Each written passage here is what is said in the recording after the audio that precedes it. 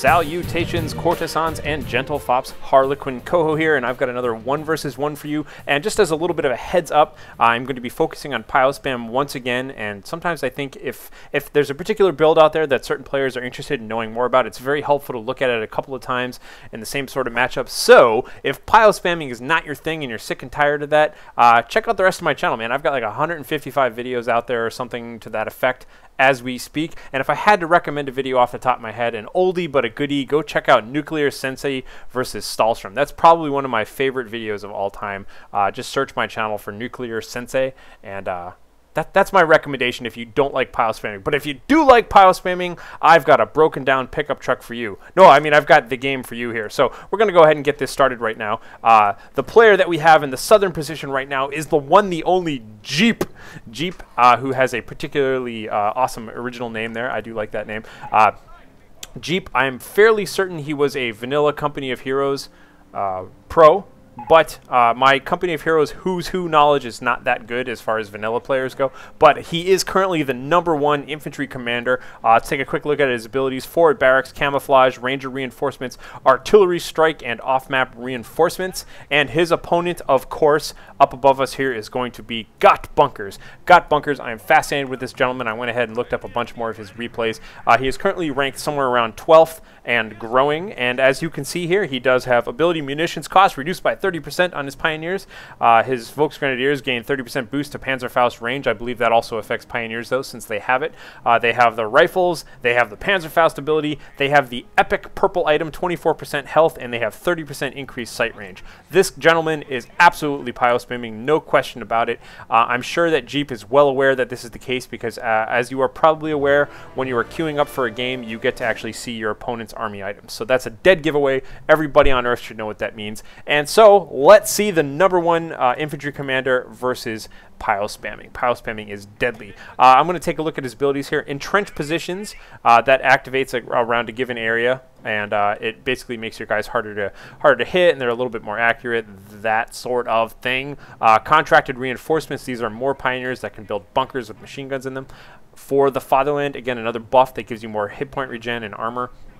Recoup losses gives you money back when your men die, and reactive artillery. Do note that 4 out of 5 of these abilities are available by level 2. The highest level is level 5 for reactive artillery. So clearly he has an early game kind of rush in mind, and this is exactly the look and feel of Piospam right now. You can just see that Jeep, his engineers are out here. They have a plan in mind. They're like, oh, I think I'll cap this out. No, flood of Pioneers is going to put a stop to that. His engineers basically just have to take cover in a building to just kind of stall for a little bit here. So taking a look at the map right now, you can see just Pioneers everywhere. I'm going to watch this from Jeep's point of view, actually, until some of the unit abilities start coming out there, just to kind of see what's going through his head here and how this is working. Jeep, by the way, has the elite combat engineers. Sorry, elite engineers.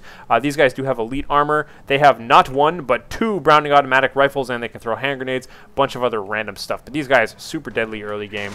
Double Browning automatic rifle fire is quite ridiculous. So definitely these guys are up to the task of standing up toe-to-toe with a bunch of Pioneers. And early game, these Pioneers are very weak.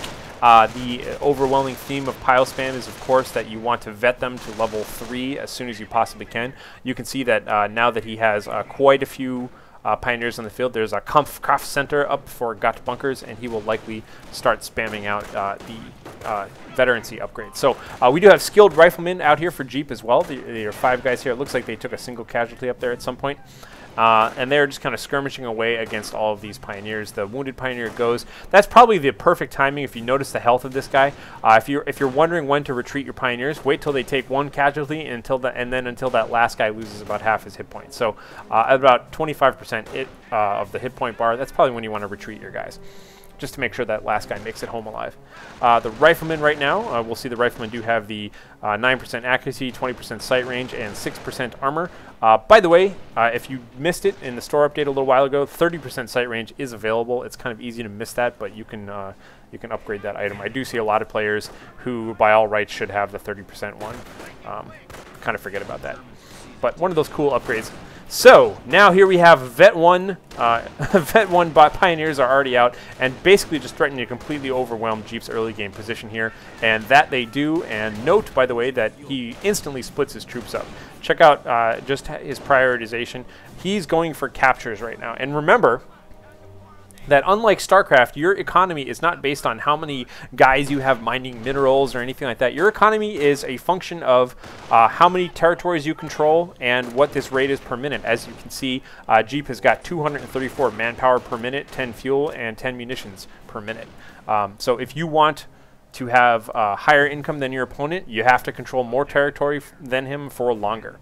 So, or her. I don't want to assume there aren't any females out there. By the way, 2% of my viewers are in fact female. I suspect approximately 90% of that 2% is lying, but we shall see. Anyhow, so these pioneers now are just kind of capping off everything else around. And, you know, this is exactly what you would expect for early game Piospam.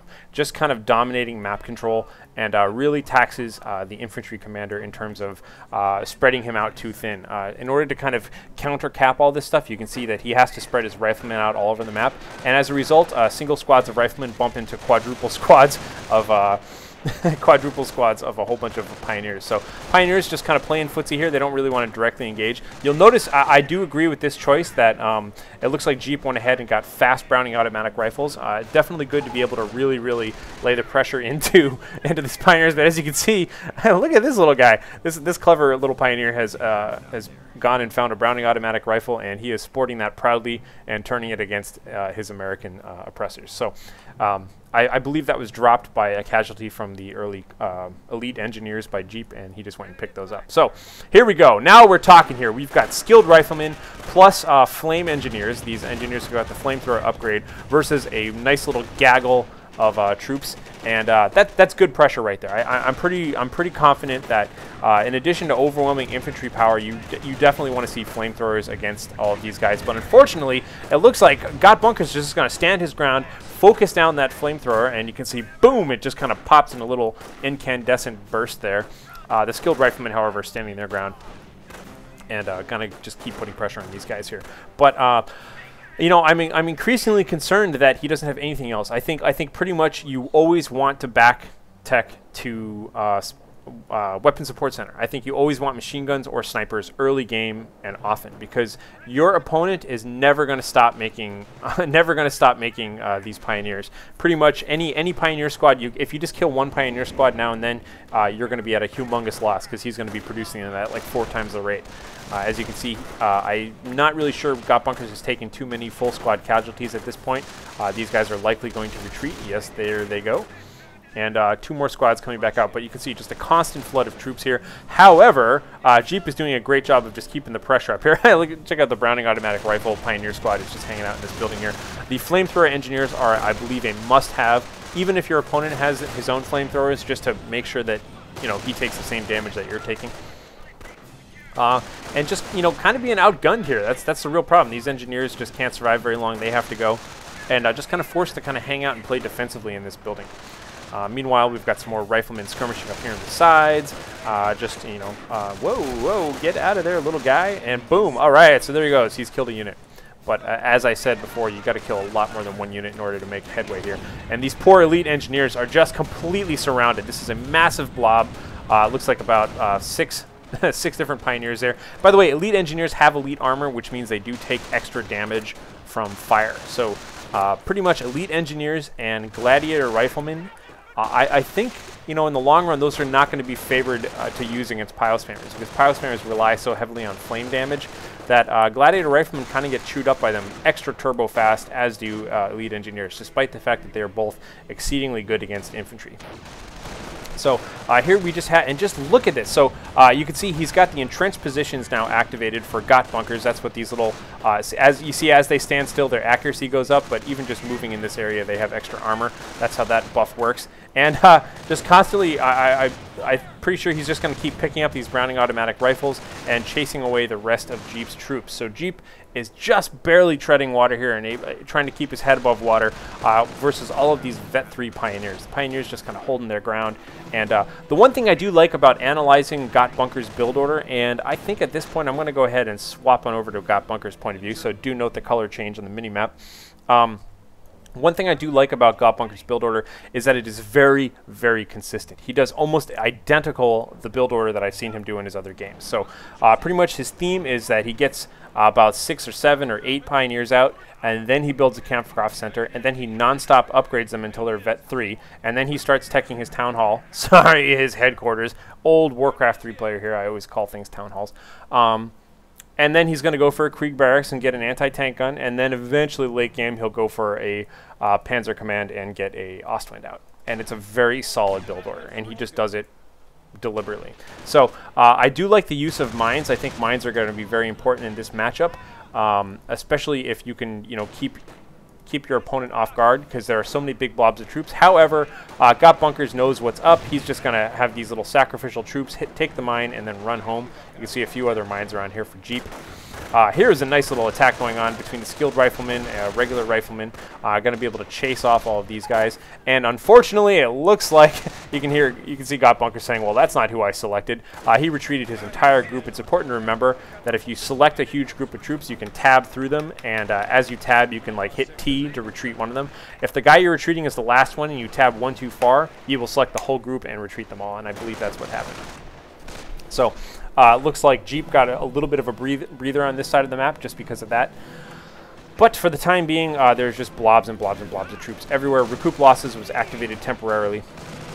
But I do like watching this replay, watching this style of replay a couple times. Like I said, I apologize off of the front because we have seen this game before. But, you know, sometimes it is very informative to watch the same game on the same map, or at least in the same matchup, by a particular player if you're trying to learn more about their play style. A lot of time, Company of Heroes build orders are kind of nebulous. Players will frequently do slightly different build orders between game and game and game.